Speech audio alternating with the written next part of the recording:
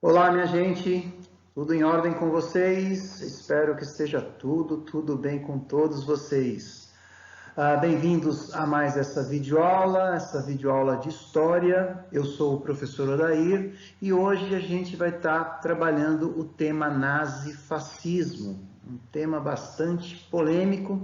As ideias nazifascistas surgiram no chamado período entre guerras, ou seja, entre 1918, quando acaba a Primeira Guerra, e 1939, quando começa a Segunda Guerra.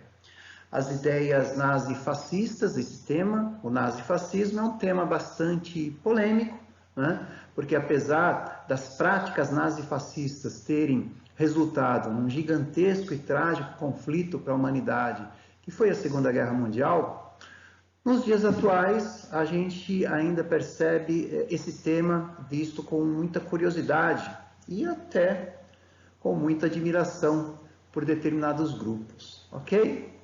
Então, sem maiores delongas, vamos à videoaula.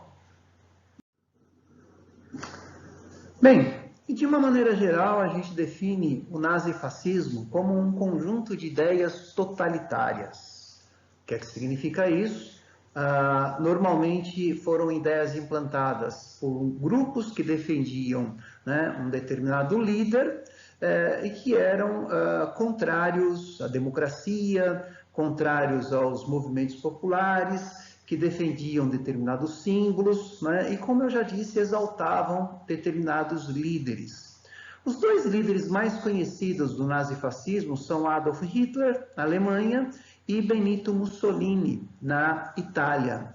Mas é importante destacar que, apesar desses dois serem os mais conhecidos, não tivemos o nazifascismo apenas na Alemanha e na Itália.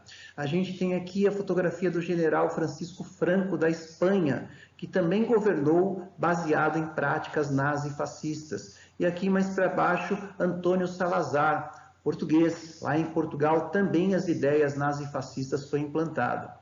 E há alguns autores que até defendem que aqui no Brasil tínhamos um partido nazifascista, Ação Integralista Brasileira, isso a gente já verificou em aulas passadas, mas há quem compare o governo Getúlio Vargas como também tendo adotado algumas práticas nazifascistas.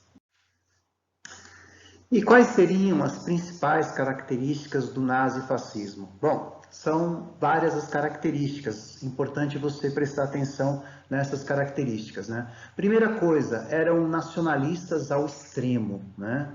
Eu sempre digo, não tem problema nenhum você gostar do país que você nasceu, a região que você faz parte, porém, quando isso chega ao exagero de você odiar aquele que não é nascido na sua região, aí é um complicador, né? Eram totalitários. O que é que significa isso, né? O grupo, através do seu líder, governava de maneira totalitária, não permitia oposição, né? Opositores eram perseguidos, sumariamente julgados e muitas vezes executados. Tudo deveria girar em torno das ideias desse grupo. Aqueles que eram contrários deveriam ser sumariamente exterminados, né? Militarismo, eles investiam pesadamente, né, na indústria bélica, indústria de armas, porque fazia parte do ideal nazifascista a ideia de expansão militar territorial, por isso a importância no militarismo, né? E anticomunismo. Todos os grupos nazifascistas eram radicalmente contra o comunismo. Eles julgavam que boa parte dos problemas sociais e políticos que existiam na humanidade era por conta da atuação de comunistas. E tem mais algumas características nazifascistas. Eles eram antiliberais. O que é que significa isso? Eram contra o liberalismo, né? A liberdade de comércio. Eles defendiam que o governo tinha que controlar todos os setores da economia. Havia um certo romantismo também entre os ideais nazifascistas, ou seja, eles exaltavam muito essa coisa do sacrifício que todo indivíduo tem que dar pela sua pátria, né? Exaltavam quase como se fosse uma fé religiosa pelo seu líder, pelo seu país. Antissemitismo, no caso específico aqui dos nazistas, antissemitismo significa que eram contrários aos judeus. Eles julgavam que os judeus, especificamente os nazistas alemães, julgavam que os judeus eram uma raça degenerada, era um grupo nocivo que controlava e explorava a economia. Portanto, eles eram radicalmente contra os judeus e colocaram isso em prática na Segunda Guerra Mundial com o Holocausto, que foi o extermínio em massa dos judeus, não é? O expansionismo significa que eles defendiam abertamente a expansão territorial, né?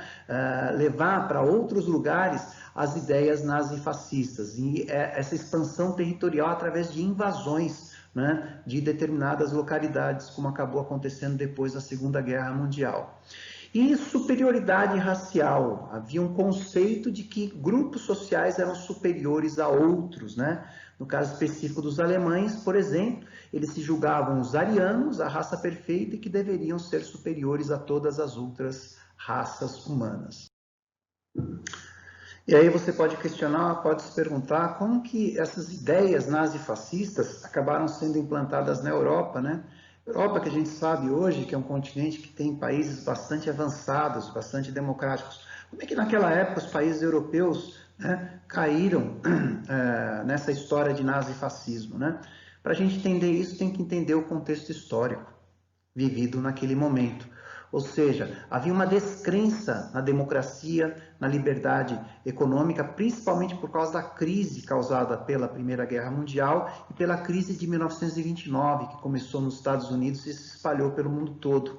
Havia um medo das elites, das classes dominantes, que o socialismo, né, soviético se espalhasse por toda a Europa. Então, eles preferiam apoiar os nazifascistas do que ter governo de trabalhadores, né, como aconteceu na Rússia, né?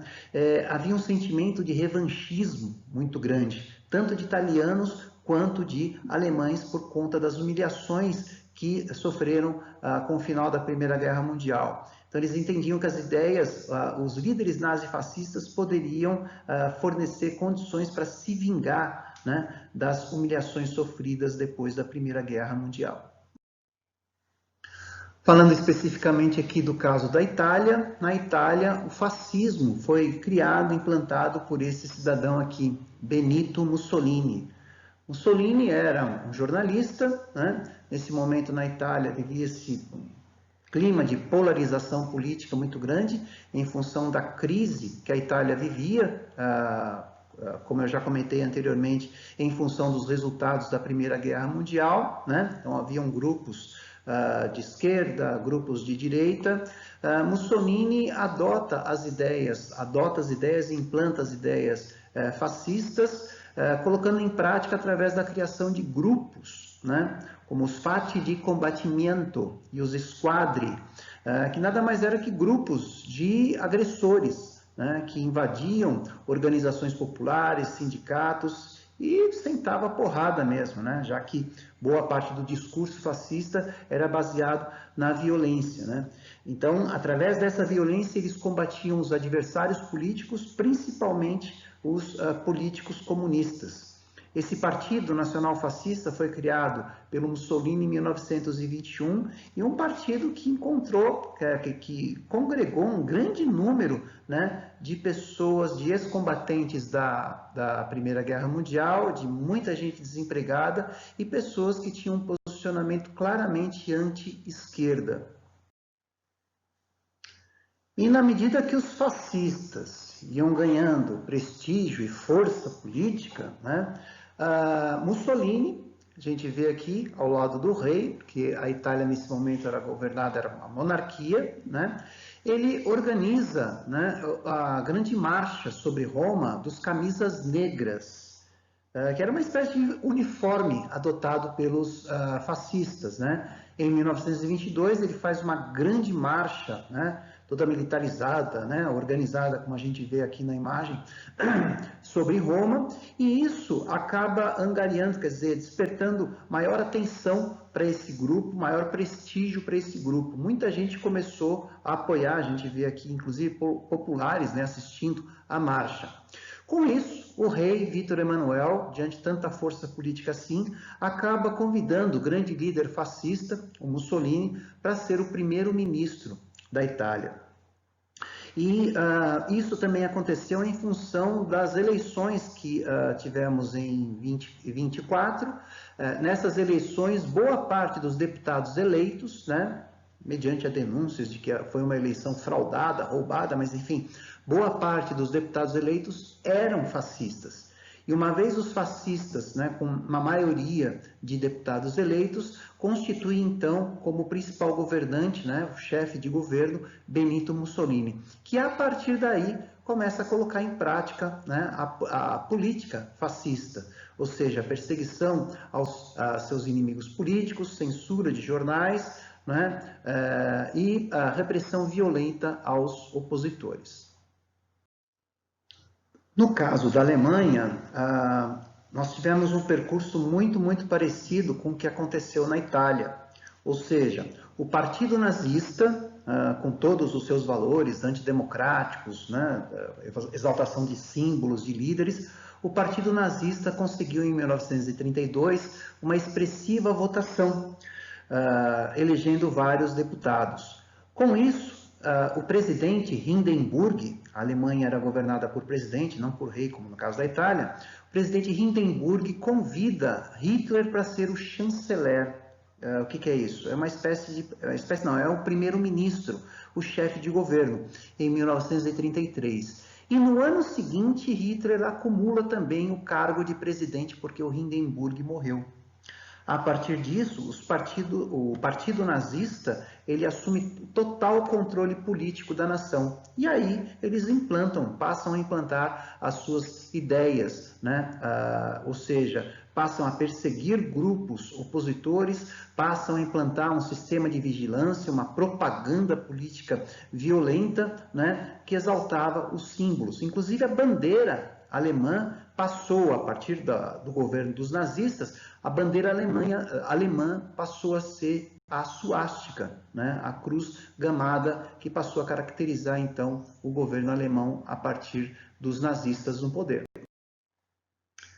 Como eu já comentei com vocês no começo da aula, né, apesar de o nazifascismo, né, ter sido implantado com maior destaque, maior visibilidade na Alemanha com Hitler e na Itália com Mussolini, as ideias nazifascistas também foram aplicadas em outros países da Europa, sobretudo aqui por Francisco Franco, né, que passou a governar a Espanha depois da violenta guerra civil que teve na Espanha, inclusive ganha, né, o seu grupo ganhou graças à ajuda, né, da aviação nazista, e também em Portugal, com Antônio Salazar, que implantou um governo chamado de Estado Novo, né, que tinha como principal lema Deus, Pátria e Família.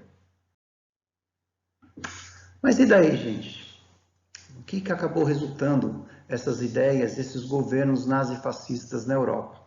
Acabaram resultando naquilo que foi o conflito mais sangrento, mais trágico, mais traumático da humanidade até os dias de hoje, e foi a Segunda Guerra Mundial. Ou seja, não é só por conta dessas ideias, mas as ideias nazifascistas foi um dos principais motivos da eclosão desse conflito que foi a Segunda Guerra Mundial. Além disso, né, as ideias nazifascistas colocaram em prática a perseguição e execução de grupos como os judeus, como ciganos, homossexuais. E apesar de tudo isso, como também já comentei no começo do vídeo, grupos atualmente, né, apesar de todos esses horrores, grupos atualmente defendem essas ideias. Veja aqui, essa foto é uma foto mais ou menos recente, né, jovens exaltando, né, os símbolos, né, nazifascistas, adotando posturas nazifascistas, né? Inclusive por conta hoje, né, da facilidade das redes sociais, não é difícil encontrar muitos grupos xenófobos, muitos grupos racistas que baseiam suas ações, né, nesse ideário nazifascista nos dias de hoje. E você, o que você pensa de tudo isso, né? Quer dizer, apesar de todo o horror causado pelo nazifascismo, na sua opinião, por que será que a gente ainda tem pessoas que defendem esses métodos, né? Essas ações baseadas na violência, na misoginia, na homofobia, no ódio ao outro? O que você pensa sobre tudo isso? Espero sua participação.